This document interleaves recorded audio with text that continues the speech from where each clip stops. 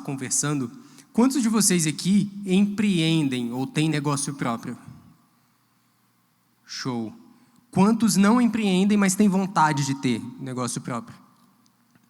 Excelente. Quantos não vão levantar a mão, não importa o que eu pergunte sobre empreendedorismo?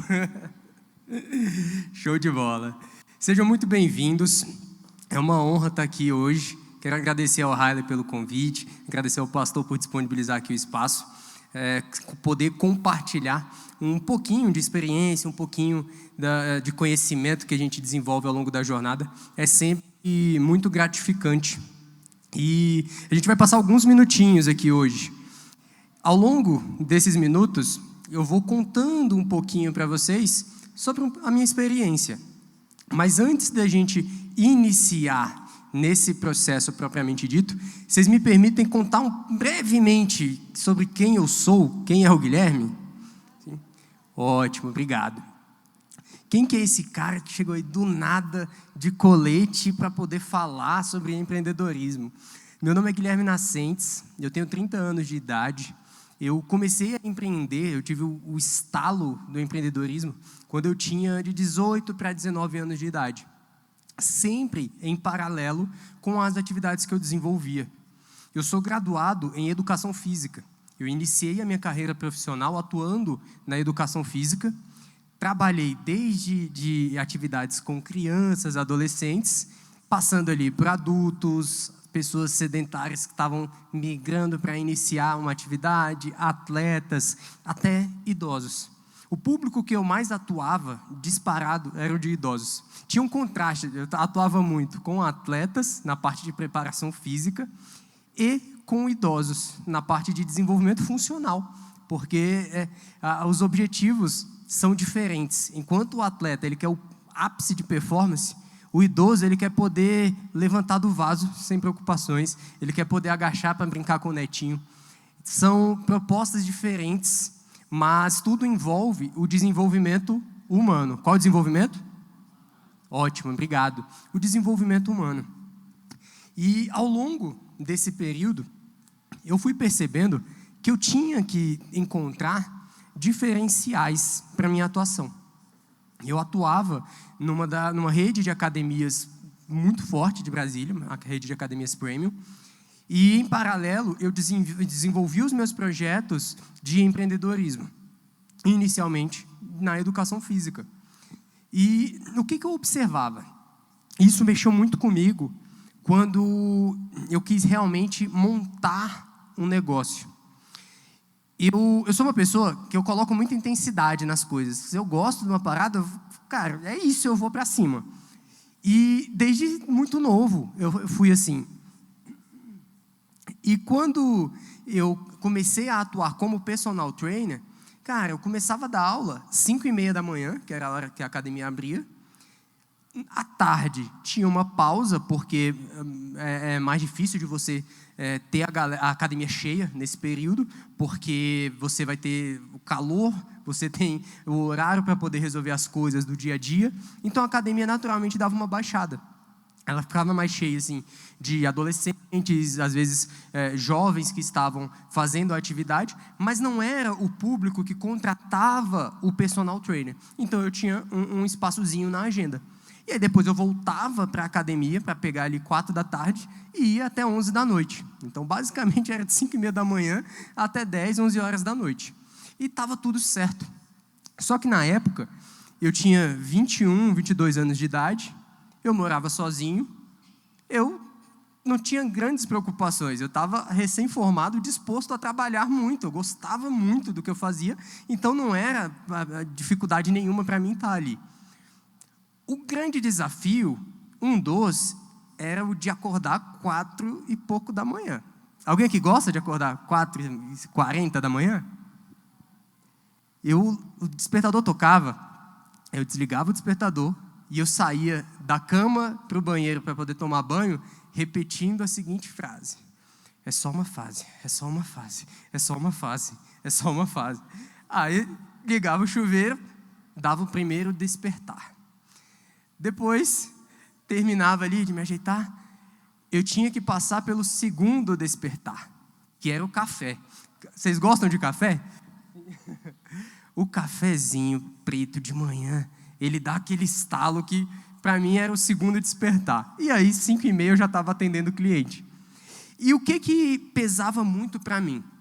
Eu olhava para os meus colegas mais velhos, eu tinha colegas com 48, 50 anos de idade, que eles estavam ali tendo o primeiro filho, bebezinho, e eles estavam chegando na academia junto comigo, 5h30 da manhã, e eles estavam saindo da academia junto comigo, 11 da noite. Estava sozinho, eu não tinha grandes preocupações. Eles estavam deixando de ajudar os cônjuges, as esposas, no caso, né, porque nesses exemplos eram homens, então estavam deixando de ajudar as esposas e estavam deixando de ver o crescimento dos seus filhos. Ali eu comecei a pensar que eu precisaria buscar um outro caminho que me proporcionasse mais liberdade. Mais o quê? Ótimo, liberdade. Eu precisava ter mais flexibilidade de tempo. E enquanto profissional autônomo, é interessante, porque a gente se acha muitas vezes dono do próprio tempo. Você fala, eu sou autônomo, eu que organizo minha agenda. Se você quiser ficar 20 dias trabalhando só 1 hora por dia, é possível? Fala, não é bem assim. Então você não é tão dono do seu próprio tempo assim. Talvez você não seja tão dono da sua própria agenda. E eu comecei a despertar para esse entendimento.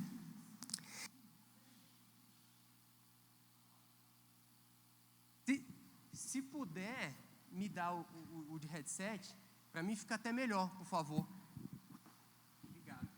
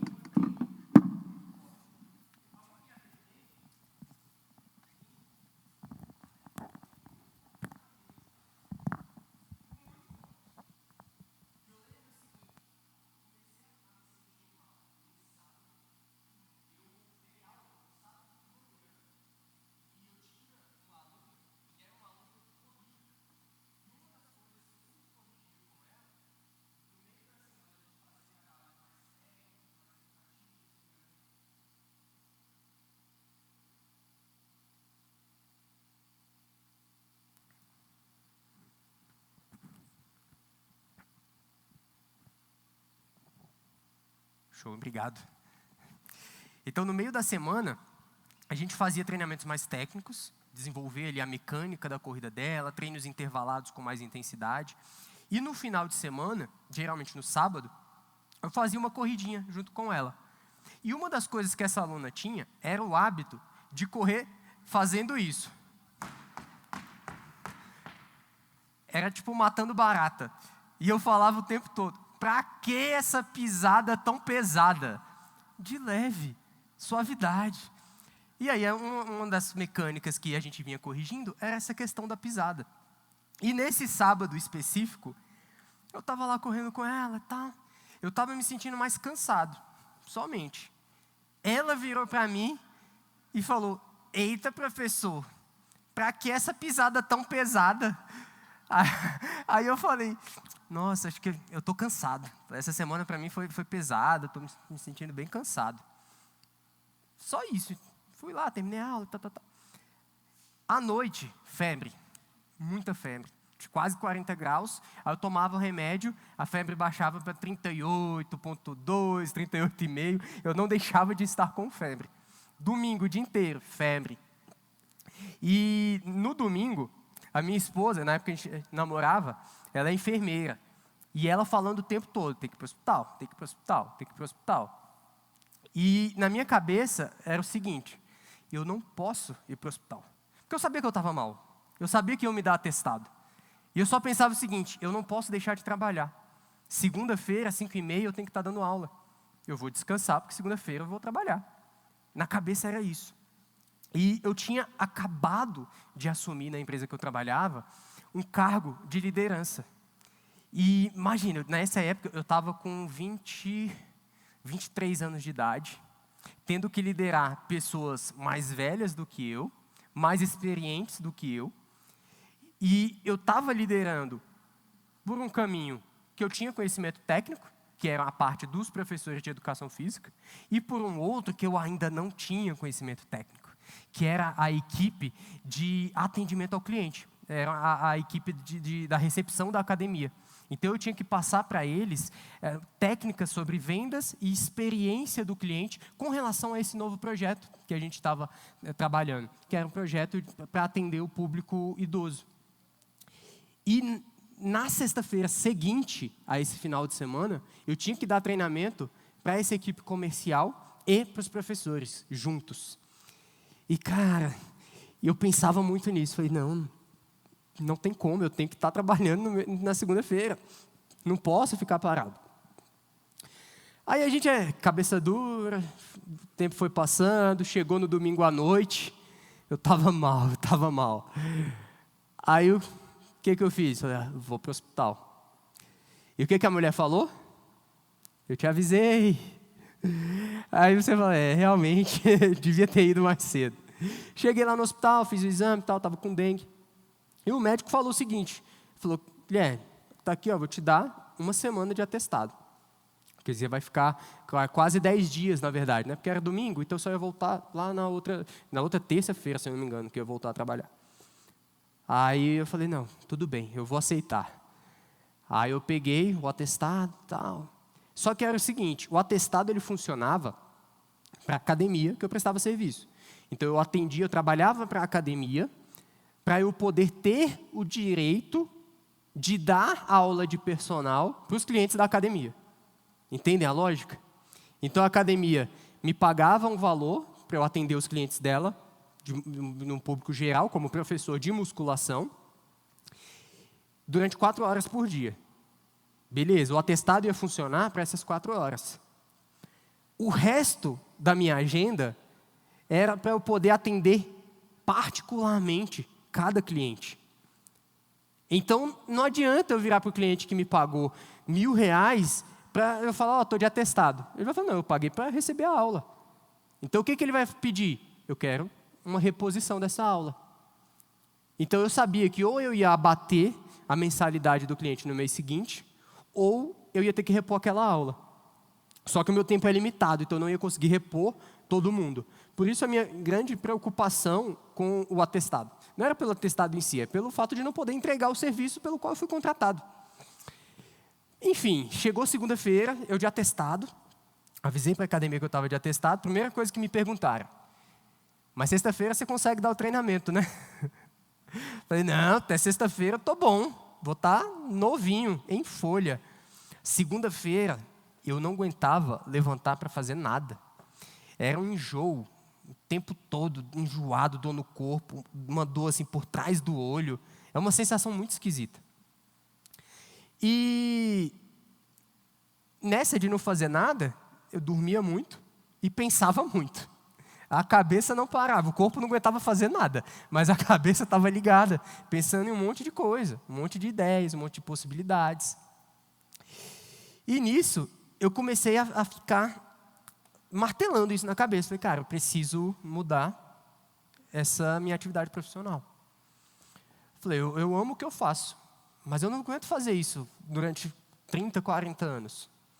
Eu vou estar abrindo mão de tempo, e quando eu abro mão de tempo, eu abro mão de vida. Repitam comigo, quando eu abro mão do meu tempo, eu abro mão da minha vida. Foi só um ensaio. Vamos fracionar. Eu falo a primeira frase, vocês repetem. Quando eu abro mão do meu tempo, eu abro mão da minha vida. Ótimo, obrigado. Vocês estão de parabéns, muito bom. Tempo é vida. Então eu comecei a pensar em outras possibilidades. E aí o que vinha à cabeça, obviamente, era montar um negócio próprio. Por quê? Com o negócio próprio, o que eu ia fazer? Eu ia comprar o tempo de outras pessoas. Então, em vez de eu estar colocando o meu tempo para fazer a entrega daquela aula, eu ia ter outros profissionais que eu ia pagar para eles terem acesso aos clientes, e eles iam entregar a aula. Mas qual o tempo que ia estar sendo usado na maior parte? O deles. Eu ia ficar mais nos bastidores. Doce ilusão. A ideia era essa. Na hora de implementar na prática, eu não fiz dessa forma. Eu voltei para a academia na sexta-feira, realmente, para poder dar o treinamento lá que eu tinha que ministrar. E eu dei aquele treinamento, antes de mais nada, era um dos primeiros treinamentos da minha vida. Então eu já ia estar nervoso naturalmente. Eu estava falando sobre um assunto que eu não dominava tanto na parte de atendimento ao cliente. Eu fui aprender mais sobre isso depois. Na época, eu não tinha tanto domínio. Então eu já teria um nervosismo natural. E aí eu fui lá, ministrei. Vocês veem que eu caminho bastante, eu gesticulo. Isso faz parte da minha comunicação. E no dia, eu estava encostado assim na parede, e eu falava, e a qualquer momento que eu tinha, eu me recostava assim, porque eu estava tonto, eu estava suando, eu estava naquela fase da dengue todo empolado. Eu estava mal ainda, mas eu estava lá, fazendo. E aí, eu lembro direitinho, enquanto o personal, eu sempre tinha que passar na recepção da academia para avisar para a galera da recepção que eu ia iniciar uma nova aula de personal. Por quê? Aquilo tinha que ser contabilizado no sistema, porque eu pagava uma taxa para a academia. Olha que loucura, né? Eu trabalhava para a academia para ter o direito de acessar os clientes deles. Quando eu conseguia fechar com o cliente, eu ainda pagava uma taxa. Nada mais justo. Por quê? Eles estão me cedendo a carteira de clientes deles. São pessoas.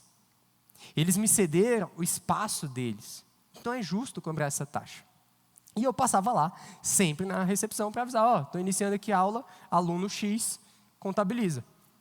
E aí, nisso, acaba que, de acordo com os horários das aulas, né, da maior parte das aulas, eu acabo tendo mais contato com algumas pessoas específicas da recepção.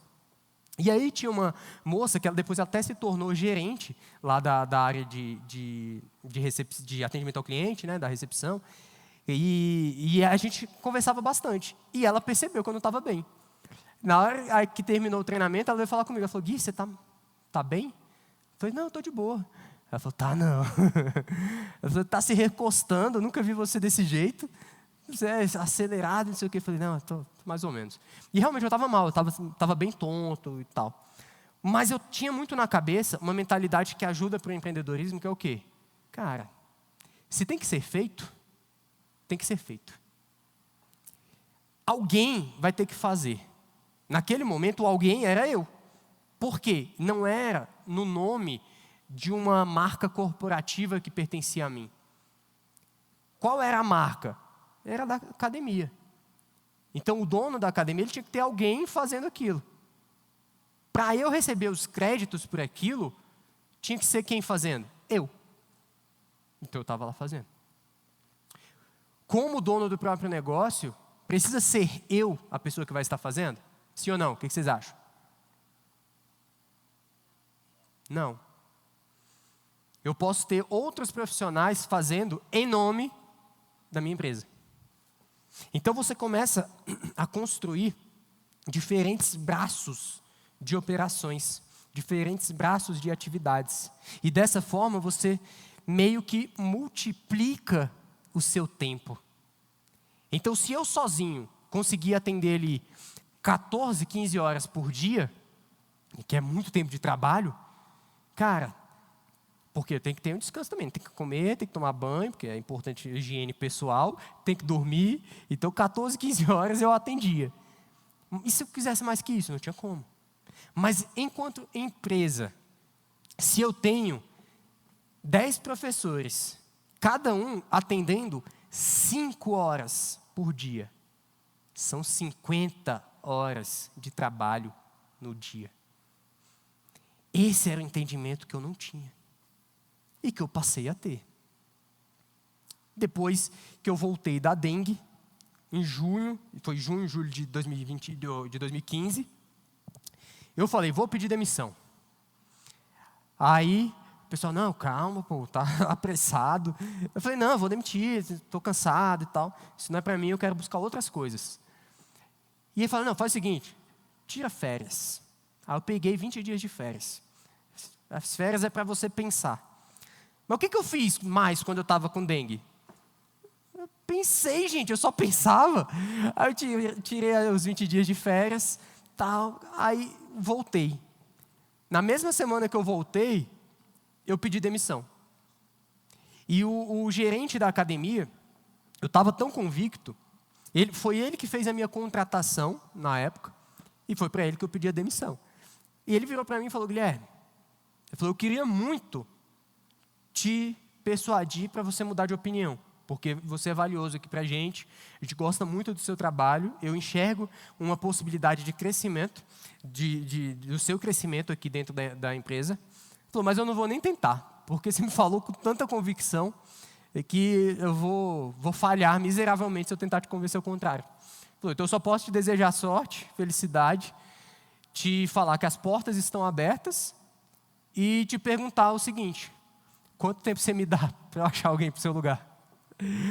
Aí eu falei: não, pô, o tempo que for necessário. Ele falou: não, completa 1 mês, por favor. Eu falei: beleza, tranquilo.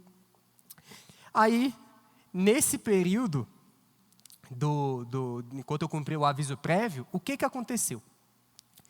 Tem um evento que acontece todo ano em Brasília, ficou parado, né, nos últimos anos por conta da pandemia, e ano passado voltou a ter, chamado Brasília Capital Fitness. Alguém já ouviu falar? Sim? O Brasília Capital Fitness, ele tem um stand, né, com um monte de, tipo uma grande feira, com equipamentos, com um monte de coisa ali, para ajudar os profissionais, para o público em geral. Tem um segmento de cursos e treinamentos. Desde que eu entrei na faculdade, eu já comecei a fazer treinamentos lá e tal. E tem uma área de reconhecimento aos profissionais. E naquele ano, eu fui indicado como um dos 3 melhores personal trainers do Centro-Oeste. E quando que saiu aquela indicação? No mês que eu pedi demissão. Eu falei: cara, é Deus. Porque qual que é o grande desafio? Quando eu avisei para os colegas que eu tinha pedido demissão, tinha alguns colegas mais velhos do que eu, que tinham um certo reconhecimento no mercado, que vieram falar comigo. Falaram: Guilherme, você está maluco? Você precisa ter uma marca institucional, uma marca corporativa por trás de você, pô. Você tem que estar vinculado a uma grande academia. Seu nome tem que estar vinculado a uma grande academia. Essa é a prova de que você é um bom profissional. Aí eu falei: não, cara, eu discordo. Eu falei: é legal, eu tenho uma marca. Eu falei: mas eu posso ter a minha própria marca. Eu não preciso ter a marca da academia para me respaldar. Não, pô. Aí entrou aquela divergência de opiniões. Mas estava tudo certo. Aí veio isso. Eu falei: cara, olha que coisa boa para a minha marca. E aí, na época, eu estava começando a trabalhar a marca do grupo que eu trabalhava com treinamento funcional. E dali, aquela premiação, ela abriu portas. Por quê? Construiu a minha autoridade, a credibilidade do que eu estava fazendo. E, naturalmente, aquela credibilidade que veio para a minha marca pessoal, quando eu falei: essa é a minha empresa, estúdio de treinamento funcional, pilates e atendimento personalizado. Naturalmente, a marca da minha empresa pegou emprestado a autoridade da minha marca pessoal, que tinha acabado de ir lá para cima. Olha que loucura. Mas tinha que ter essa visão. Tinha que saber usar isso de forma estratégica. De forma o quê? Ótimo. Vira para a pessoa que está do seu lado e fala: estratégia é fundamental. Show de bola. E aí o que aconteceu? Eu comecei a olhar para trás. Falei: cara, tem um negócio chamado síndrome do impostor. Quando você acha que você não merece aquilo, você fala: mas por que eu, gente? Eu trabalhava, igual eu falei, era uma grande rede de academias que tinham os melhores profissionais estavam ali. Então eu olhava para o lado, para colegas que estavam dando aula, e eu falava: cara, mas ele é melhor do que eu. O cara tem 20 anos de experiência, eu mal tenho 3, 4 anos de experiência. Então eu não me sentia tão merecedor assim. E aí eu fui olhar para trás e falei: por quê? O que eles viram em mim que foi diferente? E aí eu comecei a coletar feedbacks de colegas que trabalhavam comigo. Comecei a coletar feedbacks dos estagiários da equipe. que a gente treinava e comecei a coletar feedbacks dos clientes. E eu comecei a perceber que tinha alguns diferenciais realmente. E esses diferenciais tinham, assim, alguma parte técnica. Não vou dizer que eu era ruim, porque não era, tem que admitir. E aqui é um ponto que é importante a gente ter sempre em mente para qualquer área. Seja para empreender, seja para seguir uma carreira, seja no serviço público, na iniciativa privada, ou até mesmo para a sua vida pessoal. Cara, cuidado com a falsa humildade. Reconheça suas forças, reconheça os seus talentos. Porque se você vier com falsa humildade, com medo de ser chamado de arrogante, eu tinha muito disso. Uma vez eu participei de um processo seletivo, em 2018, é só um adendo nessa história. E aí o processo ele tinha 4 etapas diferentes, ele era para uma multinacional, e na última etapa eu não avancei. E sabe qual feedback que eles me deram? Guilherme, você só não passou por causa de excesso de humildade. Eu falei, como assim? Ele falou, você acredita os seus méritos e as suas conquistas muito para as suas equipes. Falta você bater no peito e assumir o que você faz, que você lidera. Aquilo virou a chave na minha cabeça. E desde então, eu carrego isso. Eu falei, cara, a gente tem que saber reconhecer nossas forças, nossos dons e nossos talentos. Se você vem com excesso de humildade, é porque você está subjugando a outra pessoa. Você está achando que a outra pessoa é inferior a você. E por isso você quer parecer menor do que o que você realmente é. Não existe isso. Mostra a sua grandiosidade. Porque isso gera uma permissão para que o outro também mostre a grandiosidade deles. Nem todo mundo tem coragem de dar esse primeiro passo, de se expor, de se mostrar, de bater no peito e falar, eu sou isso mesmo e eu faço isso mesmo. Mas quando ele vê alguém fazendo, ele se inspira. E ele fala, putz, eu vou fazer isso também. Eu vou mostrar minhas forças, vou mostrar meu talento. Eu vou construir algo que tem uma missão forte por trás. E por causa da sua atitude, outras milhares de pessoas podem também estar despertando seus dons, seus talentos, ao invés de deixá-los escondidos. Então é fundamental saber reconhecer isso. Então eu tinha, voltando para a nossa história, eu tinha sim as competências técnicas que davam um certo destaque. E o principal era a parte comportamental. O que eu percebi que pesou muito, muito, muito. 2 habilidades específicas. A primeira delas, o marketing pessoal. Me vestir bem, estar bem, com o cabelo bem cortado, estar com a roupa alinhada, passada, cheiroso. Gente, pode parecer mentira, mas tem gente que vai trabalhar fedido. E eu não tenho nem o que falar muito com relação a isso, porque é algo básico. Só que é básico para quem? Quando eu dou treinamento, principalmente para formar palestrantes, muita gente olha e fala, mas esse meu assunto aqui, eu não falo isso porque isso é básico. Gente, o básico precisa ser dito. Repete comigo, o básico precisa ser dito. Mais uma vez. Ótimo, obrigado. O básico precisa ser dito. Porque o que é básico para você, talvez não seja básico para mim.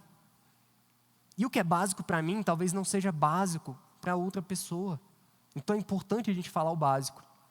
E essas coisas que para mim na época eram básicas, se tornaram diferencial. A minha imagem pessoal, ela pesou muito. E o que pesava muito nessa questão da imagem pessoal? Do branding que eu estava construindo em cima da minha marca? Eu produzia conteúdo para as redes sociais. Então tinha um monte de gente, na época Instagram começando, 2014, 15, um monte de gente que não postava nada, e eu estava lá postando conteúdo, fazendo artigo, fazendo vídeo. Nisso me abriu portas para eu ser colunista de um blog. esse blog me permitiu dar a minha primeira palestra em 2014, e dali as portas foram se abrindo. Porque tudo aquilo estava construindo a minha autoridade profissional. O que é essa autoridade profissional? É você mostrar que você tem credibilidade no assunto que você está abordando, basicamente. Então, isso foi um grande diferencial. O segundo grande diferencial, comunicação. E por que a comunicação era um diferencial? Se na época eu não tinha tanto conhecimento técnico sobre oratória, sobre essa parte de envolver um público, de se conectar com as pessoas. Porque eu me importava com os clientes. Então eu buscava ser compreendido. Eu me conectava com o cliente de acordo com o perfil dele. Cara, tem gente que é mais influente e vai querer ficar conversando mais. Ela vai querer saber pouca coisa sobre a parte técnica do treino. Ela quer mais contar sobre como está a vida dela, os desafios, os planos. É passar o tempo. Então eu focava a maior parte do tempo nisso, mas não deixava de entregar a parte técnica que era o treinamento dela. Outras pessoas não querem muita conversa. Tem um perfil mais dominante, é só tipo, você vai fazer isso por causa disso, ponto. E sem conversinha. Eu me adaptava ao perfil da pessoa. Tem outras que têm um perfil mais analítico, que ela vai querer que você explique por A mais B o porquê de estar passando de exercício X ao invés de exercício Y. E eu conseguia me adaptar a isso também. Então eu comecei a ver que a comunicação era realmente um grande diferencial. E aí eu montei meu estúdio de Pilates, o tempo foi passando, fiz outras formações, porque quando você começa a empreender, você olha e fala, opa, eu sou um bom profissional, mas eu acho que eu não sou um empresário tão bom assim. Eu preciso me capacitar. E aí você vai buscar mais conhecimento. Nisso, a sua mente começa a expandir. Einstein tinha uma frase que ele falava que a mente que se abre a uma nova ideia jamais vai retornar ao tamanho original. Eu brinco que o brasileiro é fogo. O brasileiro encontrou uma nova forma de falar isso. O que o brasileiro fala? Rapaz, uma vez que você vê, não dá para desver. Você viu o negócio, aquilo não sai, você já viu, vai ficar na sua mente. Então, quando você expande a sua cabeça para novas ideias, novas possibilidades, aquilo fica ali na mente. E quando eu comecei a estudar muito, essa parte mais empreendedora, a cabeça foi expandindo. E aí eu fiz formações internacionais de palestrantes para poder ministrar treinamentos, tal. E aí eu comecei a mudar um pouco essa parte da missão. Eu continuei desenvolvendo pessoas. Eu amo trabalhar com pessoas. Eu amo ver o potencial do ser humano se tornando potência. É quando você pega aquilo ali que está incubado, que às vezes a pessoa ainda não conseguiu demonstrar abertamente para o mundo, e você faz aquilo despertar, aflorar. Ver essa capacidade que todo ser humano tem, para mim é muito gratificante. E eu fui trabalhando em cima disso, treinamentos. E o que eu percebi? Cara, muita gente boa, muita gente excelente se cala porque tem medo de falar em público. Tem muito profissional altamente gabaritado que não tem uma autoridade maior porque não sabe envolver um público. Já viram aquelas palestras da pessoa ali que é doutor, pós-doutor, isso, aquilo, outro? Eu tive vários professores assim lá no UNB. O cara com pós-doutorado na Austrália, outro no Canadá, não sei o quê. Chegava para dar aula para a gente. Aula chata, menino. A gente não conseguia entender nada. E o cara ficava aqui, monotônico. Então, pessoal, nós vamos falar agora sobre microRNAs. Os microRNAs, eles vão exercer função X no seu cérebro. Essa função X vai atuar na atividade motora. A pessoa que tem síndrome de Parkinson vai ter. Mano, isso dá muito sono. Agora você imagina isso sendo falado para a molecada de 18, 19, 20 anos na faculdade. Lembra do que eu falei sobre assumir o seu potencial? as suas forças. Suas forças, elas são muito mais do que diplomas ou certificados. Eu vi muitos professores universitários, e continuo vendo, que se apoiam como uma muleta nos seus certificados. Você tem que me ouvir, você tem que me respeitar porque eu tenho pós-doutorado. Isso significa o quê? Eu quero saber se você pode me ajudar. Seu pós-doutorado, em que área que é, não me importa. Eu quero saber se você consegue me ajudar de alguma forma.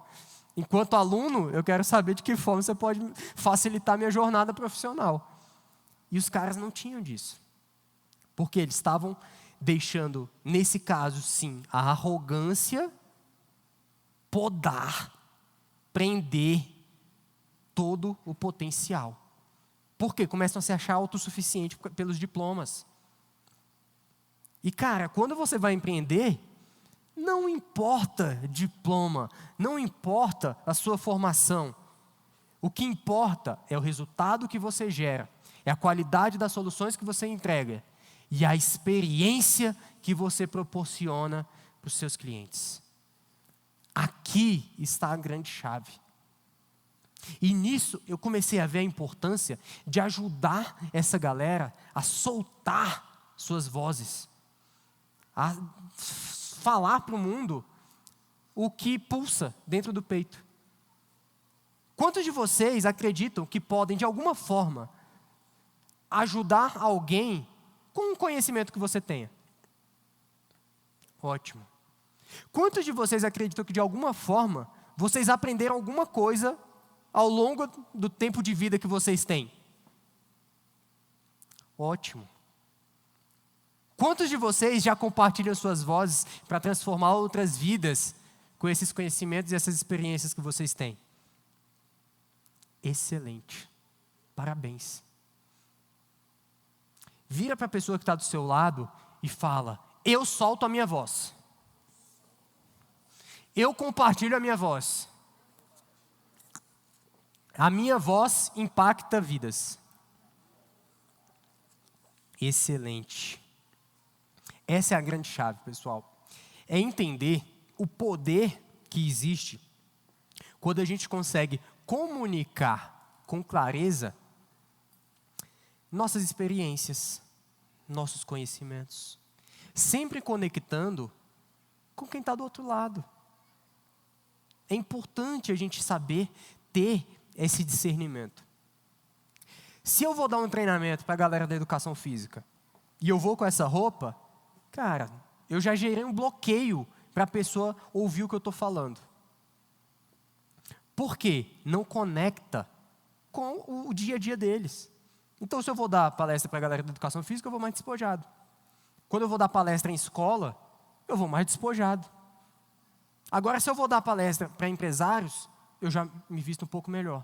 Se eu vou dar palestra para advogados, do jeito que está aqui, ainda é arriscado. Talvez eu precisasse colocar uma gravata. Então, eu começo a entender que o compartilhar a voz não é somente o que é falado. É também o que é falado, o conteúdo propriamente dito. Mas a forma como é falado é tão importante quanto. E dentro da forma entra a linguagem não verbal, a linguagem corporal, as roupas, linguagem simbólica. Tudo isso comunica para as pessoas. No século XX, teve um psicólogo chamado Carl Jung. O Carl Jung, ele tinha uma frase que ficou aí para a eternidade, que ele fala o seguinte: toda imagem é um símbolo, e todo símbolo comunica. O que isso quer dizer? Para o Carl Jung, ele desenvolveu estudos muito fortes, baseado em uma teoria do inconsciente coletivo. Inconsciente o quê? Ótimo. Inconsciente coletivo. E ele falava o seguinte: todos nós, qualquer ser humano, seja no Brasil, na Alemanha ou no Japão, tem essa áreazinha da psique, que ele dizia que era uma área da psique humana, que vem com uma carga genética das experiências passadas dos nossos ancestrais, da nossa hereditariedade. Então, você nasce com essa área ali no cérebro que ela vai fazer certos julgamentos ou vai ter certas preconcepções. E aí tem uma frase que ele dizia que era: não dá para escapar do preconceito da condição humana. E esse preconceito da condição humana te faz tomar certas decisões ou fazer certos julgamentos inconscientemente.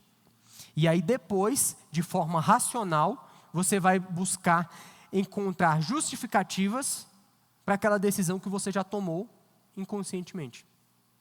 E os símbolos, eles influenciam nessa comunicação com o inconsciente coletivo. Os símbolos, eles conversam com o inconsciente de quem está do outro lado. Então, saber utilizar isso a seu favor é fundamental. Saber usar isso a favor do seu empreendimento, do seu negócio, é fundamental. E é uma forma de comunicação. Então, às vezes, a galera vem falar comigo, fala: Guilherme, eu estou precisando melhorar minha oratória, não sei o quê, porque eu gaguejo muito, eu tenho muito vício de linguagem e tal. Cara, isso sim é importante, tem que ser trabalhado. Mas será que é só isso? Será que você não está dando muita atenção para uma coisa que não vai ser tão determinante? E aí a gente aprofunda. A gente tem diferentes tipos de linguagens. Então, vou só citar aqui para vocês. A gente tem, por exemplo, a linguagem verbal, que é essa aqui, ó, é o que está sendo falado. E dentro da linguagem verbal, eu consigo trabalhar a modulação da minha voz, a forma como eu falo, o volume da minha voz. Se eu falo mais alto, se eu falo mais baixo, se eu vou falar um pouquinho mais rápido, ou se eu vou falar mais devagar. Eu trabalho toda essa modulação vocal para transmitir o conteúdo e gerar mais impacto com esse conteúdo que eu quero trazer. Essa é a linguagem verbal. Eu tenho a linguagem corporal, que entra a minha gesticulação, entra o meu jeito de andar, as minhas posturas, minhas expressões faciais. Tudo isso faz parte da linguagem corporal.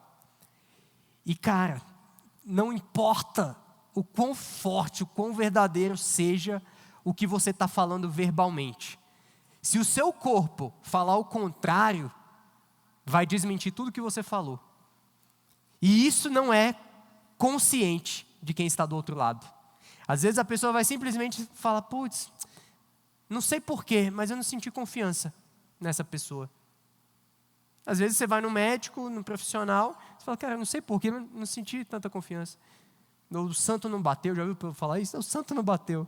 Às vezes, é só por conta dessa incompatibilidade entre o que está sendo falado verbalmente e o que está sendo falado com a linguagem corporal. Você precisa ter congruência entre esses dois. Outra linguagem é a linguagem escrita. A gente não está utilizando ela aqui hoje, mas a linguagem escrita, ela é muito importante. Para todo negócio, você vai precisar ter um trabalho interessante com a linguagem escrita. O copyright, né, Riley? Você vai ter que fazer ali escritas com textos persuasivos, você vai ter que ter uma página, redes sociais, cardápios, se você trabalha na área de alimentação, por exemplo, que de alguma forma vão transformar em palavras escritas aquilo que você quer que a pessoa entenda ou que a pessoa veja. Então a linguagem escrita ela é muito forte, muito importante. E a outra linguagem que a gente tem é a linguagem simbólica, que aí entra justamente aquilo que eu já dei uma pincelada com relação aos símbolos, que aí a gente traz muito forte esses estudos do Carl Jung, onde ele aprofunda muito na linguagem simbólica, os arquétipos do inconsciente coletivo e tudo mais. E isso é muito interessante porque a gente entra em áreas mais profundas da psique humana. Cara, ser humano não é só corpo. O ser humano é mente, é espírito, são emoções. Então, a gente precisa entender tudo isso na hora que a gente vai trabalhar essa comunicação. Então, a gente tem todos esses tipos de linguagem. E olha que interessante. Eu não sabia disso. Mas quando eu olho lá para trás, na época que eu trabalhava na educação física e que aquilo foi me abrindo outras portas para o universo empreendedor, eu percebo que a minha autoridade estava sendo construída por quê? Pelas minhas diferentes linguagens que eram utilizadas. Onde? Quando eu escrevia para o blog, era a linguagem escrita gerando autoridade para mim. Quando eu gravava vídeos, ou quando eu dava palestras, ou até no atendimento com o cliente, quando eu explicava o passo a passo do treinamento, é a minha linguagem verbal, demonstrando o conhecimento e transmitindo a autoridade.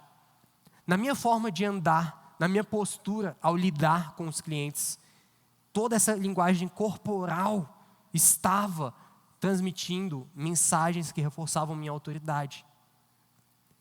E a linguagem simbólica, a forma de vestir, o corte de cabelo, eram símbolos que, inclusive, o troféu, por exemplo, da premiação, que, cara, é só um símbolo. É um símbolo que reforçou muito a minha autoridade naquele momento. Por quê? O troféu é um símbolo de premiação, um símbolo de vitória. Troféu, medalha. Então, tudo isso são simbologias que transmitem mensagens de autoridade. E o que eu quero que vocês entendam, para a gente finalizar, é a importância de conhecer e utilizar esses diferentes tipos de linguagem ao seu favor, a favor do seu negócio ou dos seus negócios e a favor da sociedade. Por quê? Empreender não é simplesmente para você ter mais liberdade de tempo, igual era meu primeiro objetivo lá atrás. Empreender não é simplesmente para você ter mais liberdade financeira. É também isso. Mas empreender é principalmente gerar valor. Qualquer produto que você venda, qualquer serviço que você venda, qualquer solução que você tenha a oferecer, ela precisa ser desenvolvida e entregue para gerar valor para os clientes. Você precisa servir os clientes. E quem são os clientes? É quem está comprando de você e é quem está comprando a sua ideia. Seus colaboradores, seus parceiros, eles também são seus clientes. Então, eles também precisam ser servidos por você. Tem uma frase que eu gosto muito e eu quero finalizar com ela para que vocês possam carregá-la no coração de vocês. Entender que, ao internalizar essa ideia, vocês vão conseguir gerar muito valor para os negócios de vocês e para as vidas de vocês. Empreender é servir. Quem não empreende para servir, não serve para empreender. Muito obrigado pela atenção de vocês. Até a próxima.